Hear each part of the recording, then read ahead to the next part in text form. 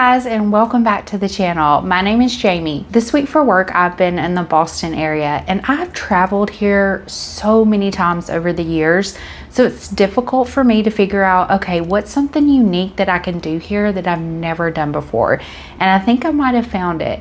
Tonight I'm going to go on a sunset cruise in the Boston Harbor. I'm super excited. The weather is absolutely perfect this week, but I know it is going to be kind of chilly once we get out there. But I'm excited to see the skyline of Boston from the water. I can't imagine there being a better way, especially at sunset. Hopefully it won't be too cloudy and it'll just be absolutely breathtaking. But I just checked into my hotel. I'm staying in the Back Bay area of Boston. This is also new to me. I've never stayed in this area, so I'm excited to do some exploring of this neighborhood as well. But let's get going. Our tour starts at 6 o'clock. It is 5 o'clock now. I'm gonna take an Uber to the wharf area, check in, and get ready for my cruise of Boston Harbor. Let's go.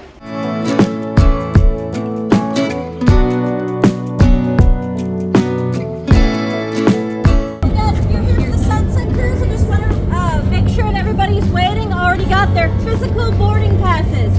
If you only have a confirmation on your phone, you do still need to go into that office back there to check in and get those, because those are what I'll be collecting. If you're part of a very large group, please make sure everybody in your group has their own ticket in hand rather than handing me a big handful of tickets. If you're part of a group of 2 and you hand me 2 tickets, I'll probably figure it out.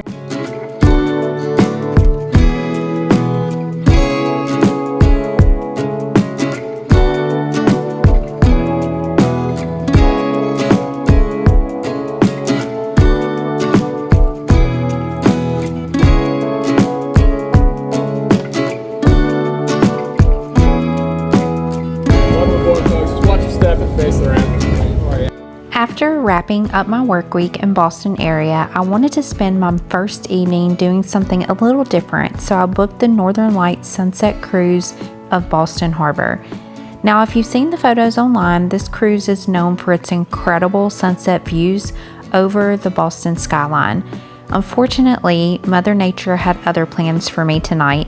Instead of a colorful sunset, Boston Harbor was covered in a thick layer of fog.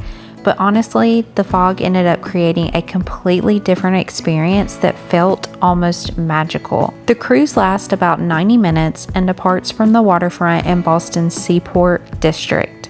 After we left the dock, the city skyline slowly disappeared into the mist, with buildings appearing and disappearing through the fog. The atmosphere felt peaceful and almost cinematic, especially as the lights from the city began reflecting across the water.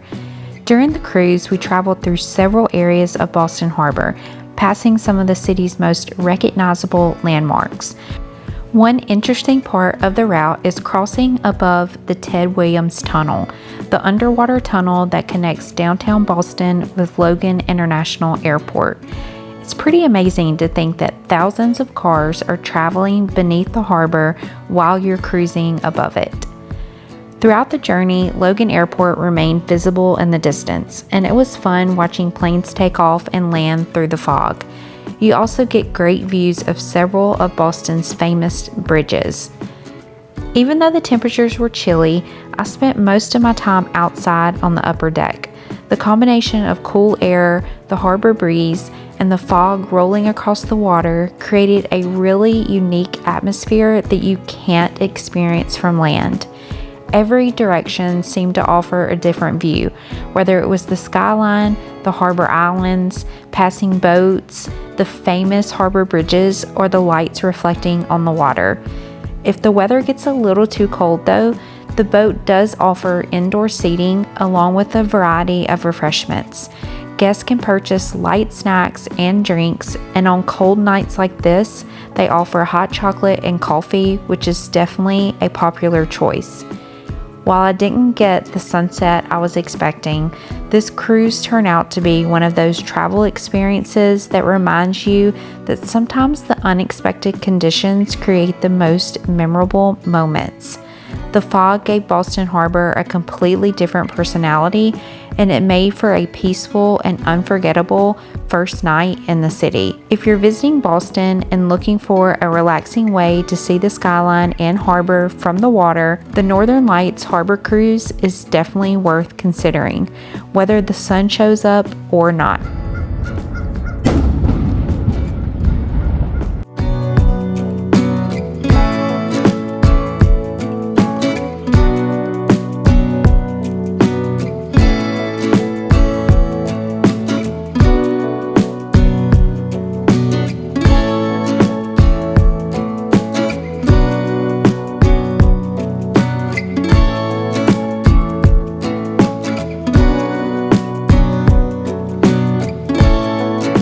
Well, I have made it back to my hotel room. That was such a great experience. I'm so glad I decided to go, and I can check one more thing off my list of things to do in Boston. I was worried about going because it did get super foggy tonight, so I knew that we weren't going to have like a picturesque sunset view of the Boston skyline, but the fog added a little bit to the experience, and I'm not mad about it. It was really cool. The ship that we were on was super nice, as you saw, and on this tour I learned some things about Boston that I didn't know before. For example, the Boston Airport is built on 3 islands. Between 1940 and 1950, I believe, they built up that land so that they could expand the airport. So that was pretty cool to know. And then every night at sunset, the USS Constitution fires off the cannon. So you guys probably heard that on the videos. So that was really neat to experience as well. But great time. I'm so glad I did it. I'm going to get up bright and early in the morning, and we are going to check out the Back Bay area of Boston. I've got a tour planned in the morning, but I'm going to keep it a surprise. I'm going to head to bed. I will see you guys in the morning. Good morning. So I'm going to do something that I haven't done in probably 10 years. I have booked a tour of Fenway Park. I love baseball. Baseball has been such a huge part of my life because my dad was a baseball coach.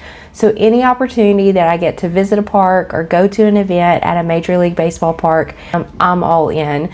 So my tour is at 9 o'clock. It is 8:20 now. So I'm going to get a lift and head that way and go see what this tour has to offer. See if I remember anything, if they do pretty much the same thing that they did back then, or if anything's changed. So I'm excited to check it out. So let's get going. Fenway Park is home of the Boston Red Sox and has been since 1912 and is the oldest active ballpark in Major League Baseball. Public tours are offered throughout the day and typically last about an hour. The tour begins with exhibits and memorabilia celebrating Red Sox culture before making our way toward the seating bowl and the field itself. As we enter the seating bowl, the history of Fenway Park really comes to life. With its intimate layout, classic grandstands, and more than 100 years of baseball tradition, it's one of the most recognizable and beloved ballparks in America. Welcome inside the ballpark, folks. They tell us when you're seated here in the front row, you're closer to the batter than the pitcher is. Let that sink in, right?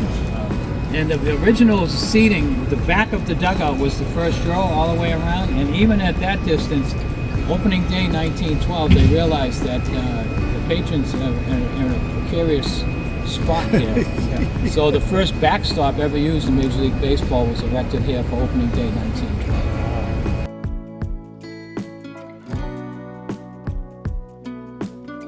The difference between Fenway and all the other ballparks is foul territory. We don't have any. Very little foul territory. Where balls that would be caught for outs in other ballparks come into the stands and they get another chance. We were written about the Red Sox opening their new ballpark because the media was still all over the Titanic disaster as they everyone should be. So there were a lot of New Englanders on board, and they were bringing survivors to the Boston hospitals. So baseball wasn't such a big deal. One of the most famous features of Fenway Park is the Green Monster, the towering left field wall that stands 37 feet 2 inches high. Originally built as a way to keep fans from watching games from outside the ballpark, it has become one of the most recognizable landmarks in all of baseball. In 2003, seats were added on top of the Green Monster, giving fans one of the most unique vantage points in the stadium. The Live at Fenway series brings some of the biggest names in music to this historic venue, and Fenway Farms is an urban rooftop garden that grows fresh produce and herbs used throughout the ballpark. Looking due east, it's downtown Boston. The three tall buildings, you see they are the tallest buildings in all of New England. It's actually an optical illusion. Games played here at night. They will actually shut off every light on this side of the building, illuminate specific offices, and the side of the building will read Go Sox. Notice the blue 42 that is displayed across the park. This number honors Jackie Robinson, who broke Major League Baseball's color barrier when he debuted with the Brooklyn Dodgers in 1947. In 1997, Major League Baseball permanently retired the number 42 across all teams, making it the only number retired league-wide. Today, it serves as a reminder of Robinson's impact on the game and American history. Folks, as you get down here in the front row, you'll see a couple of control panels there. That's where the pitch clock operator now sits. He's in constant contact via headset with the home plate umpire. But while the windows are open, they have to be ready to make a split-second decision at any moment, whether they're going to save their laptops or save themselves. Now, take a look at this picture. Again, I wish we had this picture at the beginning of the tour, because, like I say, a picture is worth a million words. This is the original part of the ballpark with the roof, right? Just beyond first base, behind home plate. Everything else, we sat right out here. Everything else was made out of wood. And this is actually a picture of the 1914 World Series. Red Sox aren't playing, the Braves are playing. We had a big, beautiful new facility, and their place needed some work. So the Red Sox agreed to let them play at Fenway Park. There's a couple of characters. How about that? What do you think OSHA would say about that, right? And then there's a guy sitting right up on top of the wall here.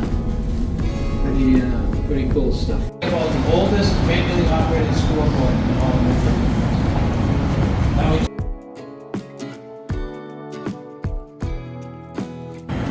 Second employee will do the American League out-of-town scores, and the third employee will work the National League out-of-town scores.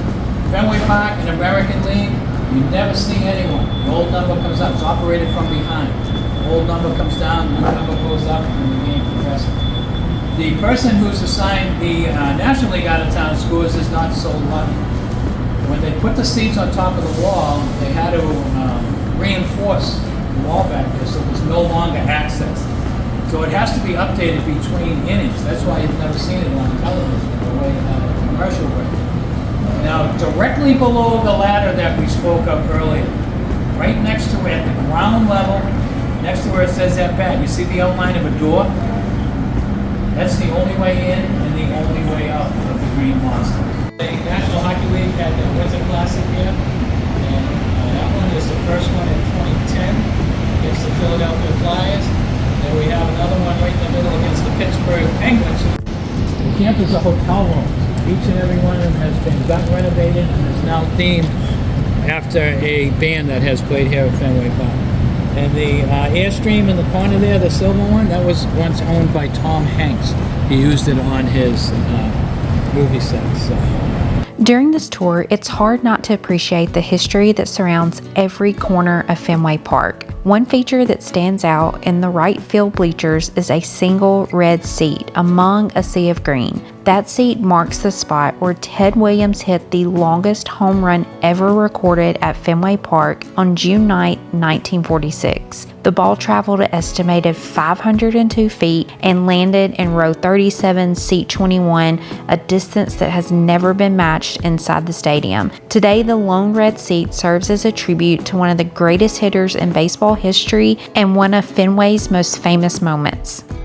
This room is filled with memorabilia that helps tell the story of more than a century of Red Sox baseball. Throughout the displays, you'll find historic jerseys, autographed baseballs, equipment used by legendary players, and recreated locker displays that offer a glimpse into the team's past and present. One of the most interesting exhibits showcases the evolution of Fenway Park seating, allowing visitors to see how the ballpark has changed from its opening in 1912 through today while still maintaining much of its original character. Another highlight is the Champions of Bat display, which celebrates some of the greatest players and championship teams in Red Sox history.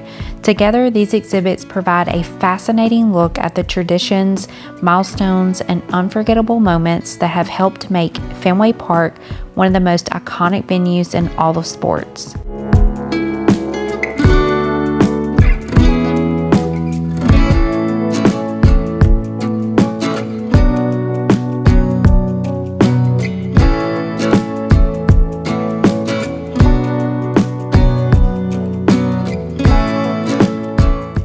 Okay, so I absolutely thoroughly enjoyed that tour. I'm so glad that I had the time to do it today.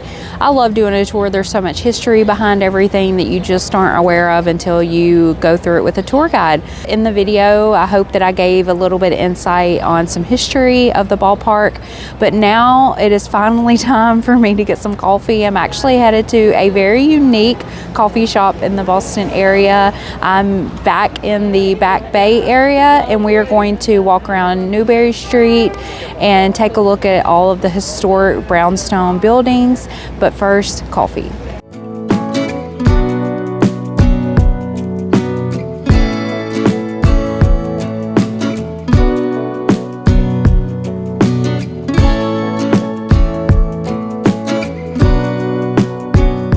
So apparently right now there is a Boston Fuel Bar event going on, and you get a free coffee and a free t-shirt. But I have entered Central Perk.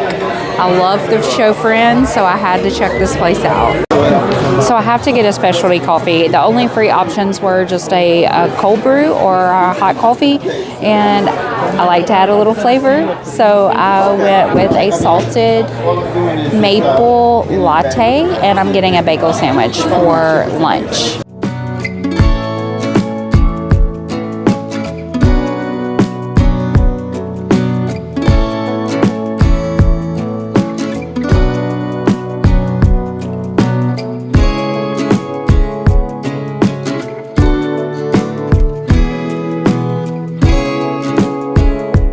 Okay, that place was packed because they were giving away t-shirts and coffee, I guess because of the marathon that happens Monday. So definitely probably a different experience than usual in there, but it's a really cool place. I'm going to just take a little bit of a walk around, check out the amazing brownstone buildings in this area. It looks like it has really cool cafes, lots of shopping, just a really neat area of Boston. So let's take a walk around.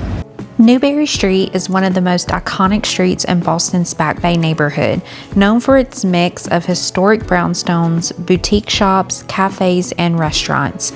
Stretching for 8 blocks, it offers a walkable blend of high-end retail and local charm, all set within some of the most beautiful architecture in the city.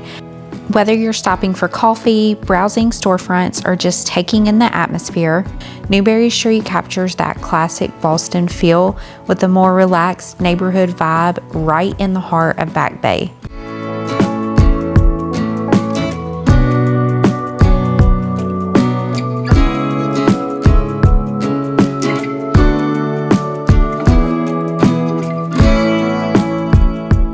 You guys, this is absolutely beautiful. There is a walking strip in between both sides of the streets. You are surrounded by brownstones.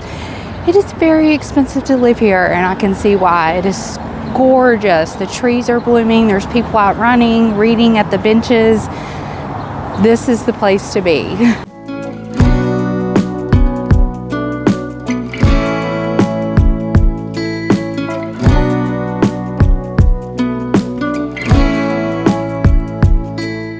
Well guys, because of the insane traffic due to the marathon, I was running to catch my flight, so I failed to do an outro, but I just want to take a second to thank you for watching this video. I hope you enjoyed this short little tour of Boston. I'm always looking for new and exciting things to do because this will not be the last time that I travel to the Boston area. So drop in the comments below any ideas of things that I can do in the city that I might not have done before. Thank you guys so much for the support. If you haven't already, don't forget to hit that subscribe button so you don't miss out on my next adventure, which is going to be insane, you guys. I'm going to go ahead and tell you that the next series of videos are going to be insane. You do not want to miss out on them. Don't forget to hit the like button and make sure to hit the notification bell as well. But I will see you guys in the next one.